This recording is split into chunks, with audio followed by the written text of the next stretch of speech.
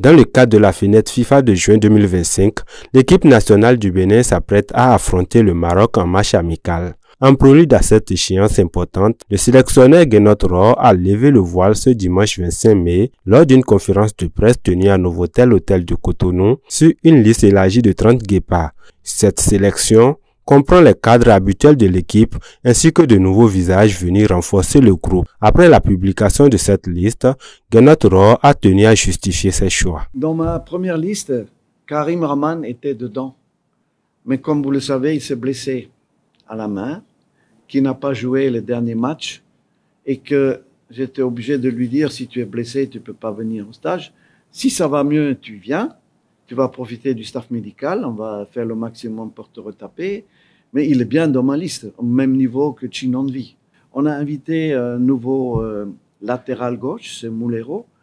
Et il a fait des belles choses avec le regroupement qu'ils ont fait à Paris, avec Vincent Roturo.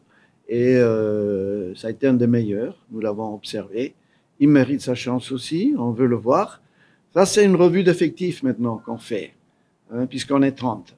Mais il est évident que sur les 30, on n'aura pas 30 titulaires. Le technicien franco-allemand a également apporté des précisions sur la préparation de cette rencontre et les objectifs de ce regroupement. Dans des circonstances exceptionnelles où se sont déroulés les derniers matchs, aucun de nos matchs a pu se jouer à domicile, comme vous le savez.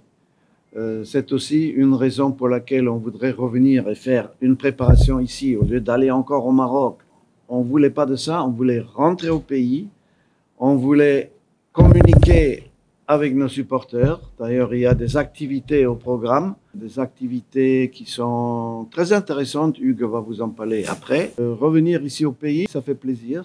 Depuis 2 ans, l'équipe n'a pas fait un seul match à Cotonou. Être invité par le Maroc, où vont se jouer les matchs de la Coupe d'Afrique des Nations, où il va y avoir des matchs de la Coupe du Monde en 2030 également, c'est la garantie de structures de qualité.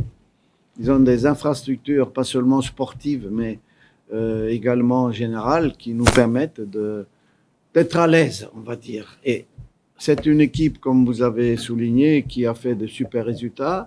Elle est numéro 1 en Afrique, dans toutes les catégories pratiquement. À la fin de cette conférence de presse, nous avons recueilli les impressions de quelques journalistes présents. Moi, j'ai beaucoup de craintes à l'endroit de certains joueurs qui ne sont plus en forme pour défendre vaillamment les couleurs, et ils continuent de faire appel à ces joueurs. C'est un match amical. Et lorsque vous jouez le Maroc, c'est quand même un gros client. C'est une très bonne équipe. Le score pour un match amical, ça importe peu. L'essentiel, c'est de tester le système, et c'est ça qu'il fera. Et à la fin, nous allons tirer les conclusions. C'est des joueurs qui sont habitués à être appelés en équipe nationale. C'est à eux de nous montrer quand même qu'ils sont performants pour le moment et qu'ils méritent d'être appelés par le coach. Si on doit livrer un match contre le Maroc, cette rencontre est de notre niveau, puisqu'on est déjà qualifié pour la CAN. Et le Maroc aussi, c'est quand même un habitué de la compétition. On peut espérer quand même une bonne prestation par rapport à notre équipe. La publication de cette liste marque le début de préparation qui débute ce lundi 26 mai à Cotonou. L'objectif est clair, préparer au mieux les guépards pour une prestation de qualité face aux Lions de l'Atlas en vue des éliminatoires de la Coupe du Monde et de la prochaine Coupe d'Afrique des Nations prévue au Maroc. Le match face aux Marocains aura lieu le 10 juin 2025 à Rabat.